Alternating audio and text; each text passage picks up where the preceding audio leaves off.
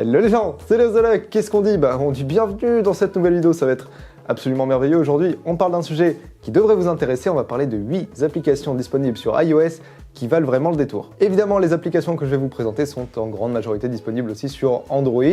Maintenant voilà, cette vidéo fait le focus sur iOS. Me demandez pas pourquoi je me suis dit on va faire un truc sur iOS. Peut-être parce que j'ai un iPhone, ça peut jouer.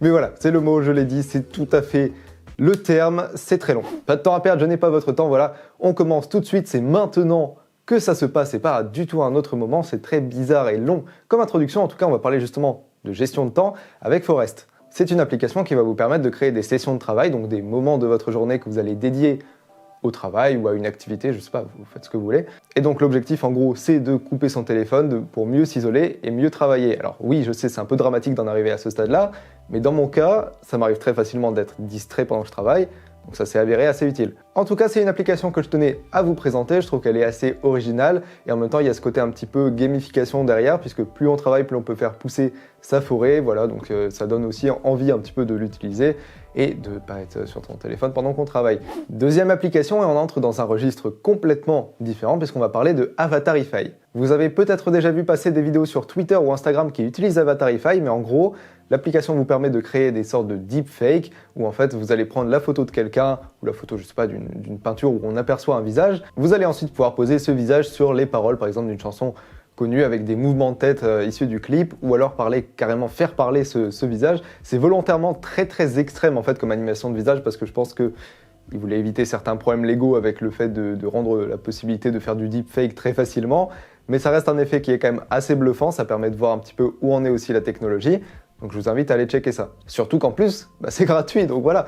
Il y a évidemment des trucs d'abonnement à la con et tout, vous n'êtes pas du tout obligé de passer par ça, mais au moins testez-le, je pense que ça vaut le coup. Ensuite, la troisième application s'adresse uniquement aux utilisateurs d'un iPhone 12 Pro ou 12 Pro Max, puisque ça va utiliser la technologie LiDAR, et cette application, elle s'appelle... Comment elle s'appelle déjà? Elle s'appelle évidemment 3D Scanner App. Bien sûr, je vais pas du tout checker mon texte pour m'en souvenir, je m'en souviens complètement. Bref, 3D Scanner App, ça vous permet de scanner votre environnement, des objets de votre environnement, autour desquels justement vous allez pouvoir réaliser un mapping 3D de ça. C'est vachement bluffant, c'est un petit peu le summum de la technologie LiDAR, ça capte en plus les textures. Ça marche super bien, c'est ultra rapide. C'est sûr que c'est pas une application qu'on va télécharger pour l'utiliser tous les jours, et c'est pas non plus certain que ce soit une application qui ait une grande utilité pour nous. Maintenant, c'est stylé, je pense qu'il y a moyen de faire des trucs aussi avec les modèles 3D qu'on réalise, donc voilà, si vous êtes un petit peu là-dedans, c'est trop cool, il y a plein de choses à faire. Je pense que, encore une fois, comme Avatarify, ça vaut au moins le coup de faire le tour, histoire de voir comment fonctionne la technologie. On enchaîne tout de suite, ça va hyper vite, mais tant mieux. On va parler cette fois-ci de Mindly.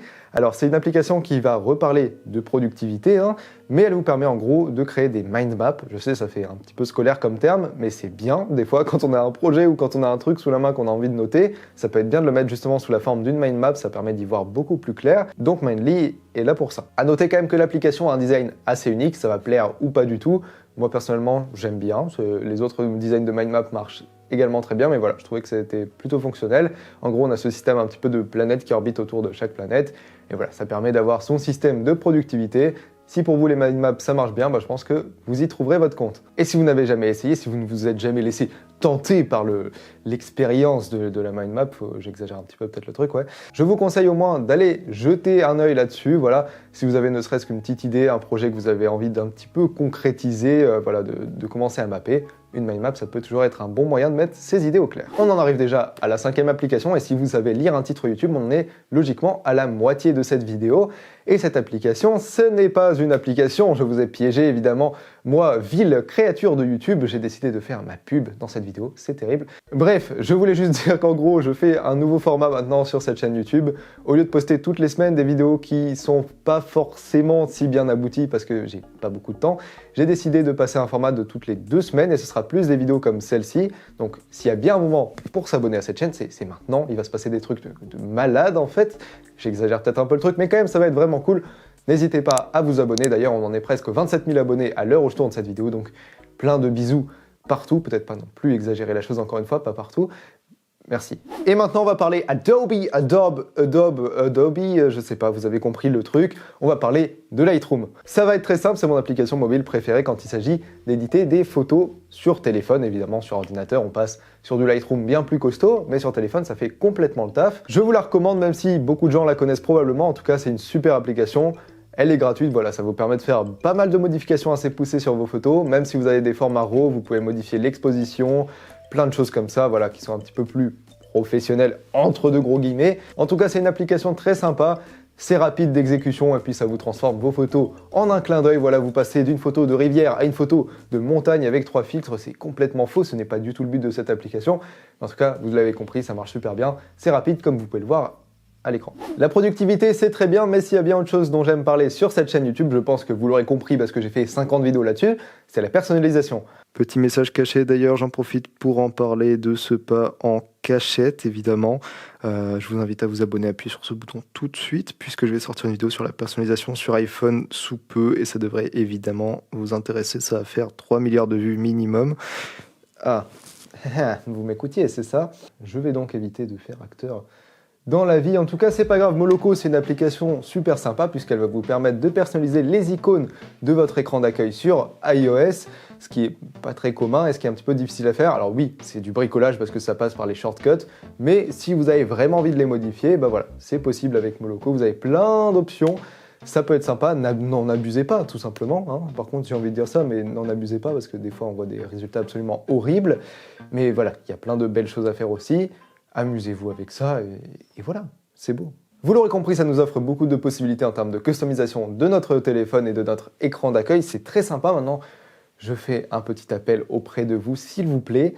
Ayez bon goût, n'en abusez pas. À un moment donné, sinon moi je panique complètement, c'est dégueulasse. Voilà, ne mettez pas des flammes partout. À un moment donné, vous allez bien réaliser que ce n'est pas une bonne idée. Pour rester dans le thème, je ne sais pas du tout pourquoi je fais ça avec mes bras, les politiques à la télé qui débattent. Wow! Je vais également vous parler de Wall-E, qui n'est pas du tout le petit robot adorable qu'on aurait complètement envie d'embrasser du film de Pixar. Quoi? Je parle en réalité évidemment de l'application de fond d'écran. Bon, évidemment, c'est pas si démoniaque que ça un fond d'écran, vous l'aurez compris. Mais voilà, c'est une application disponible sur iOS qui a une belle sélection quand même de fonds d'écran. Vous pourrez en trouver pas mal. Maintenant, des applications de fond d'écran, je vous cache pas, il en existe des milliers. Je trouvais que dedans, on pouvait trouver pas mal de design assez moderne. Je me suis dit, c'est l'occasion de vous parler de celle-là. Voilà, je vous fais une petite reco. Vous passez là-dessus ou pas, c'est votre choix. Pas besoin de s'étaler, donc on va dans la description de cette vidéo. On s'abonne bien évidemment. On clique sur le lien juste à côté de l'application et puis on la télécharge. Et voilà, c'est aussi simple que ça. On a son nouveau fond d'écran, c'est magnifique, tout le monde est content. On en arrive maintenant évidemment à la 8e et dernière application de cette vidéo. Je sais, le temps passe vite, mais quand même, on est déjà en 2040 désormais. Et cette application, mes giga potes, mes giga friendly dose de la communauté Leozluck, c'est URL Album. C'est une application qui se base sur un principe assez simple, qui est le fait de sauvegarder des URL, mais voilà, c'est une application que je trouvais bien faite et tout à fait sympa. En même temps, je vais pas vous présenter des applications de merde dans cette vidéo, ça n'aurait pas spécialement de sens. Histoire que vous puissiez vous faire une idée, ça marche un petit peu comme les favoris dans Google Chrome sur ordinateur. En gros, ça vous permet de faire plein de catégories dans lesquelles vous pouvez placer des URL. Voilà, contrairement à l'écran d'accueil de Safari où vous ne pourriez pas stocker beaucoup de choses, bah là, ça vous permet de faire un truc gigantesque.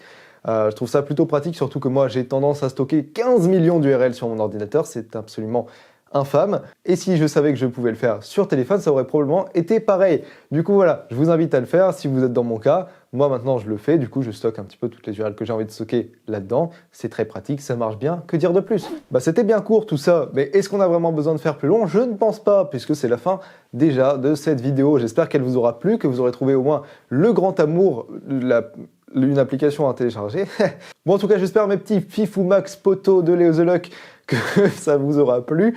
Si c'est le cas, je vous invite évidemment à mettre un petit pouce bleu sur cette vidéo, ça m'aiderait beaucoup à vous abonner, activer la cloche, regarder les vidéos. C'est la pire outro, hein, soyons bien d'accord. En tout cas, voilà, abonnez-vous, on est bientôt aux 500 millions d'abonnés, ça me fait vraiment plaisir. C'est faux, mais peut-être pas tant que ça. Parfois, dans la vie, on peut atteindre les limites. Je vous retrouve donc au moins d'ici 2 semaines, le dimanche à 15h. Voilà, je vais essayer, comme je vous l'ai dit, de faire des vidéos plus quali toutes les 2 semaines. Moi, c'est un format qui me convient beaucoup mieux parce que j'ai pas envie de faire des vidéos qui me plaisent pas, en fait.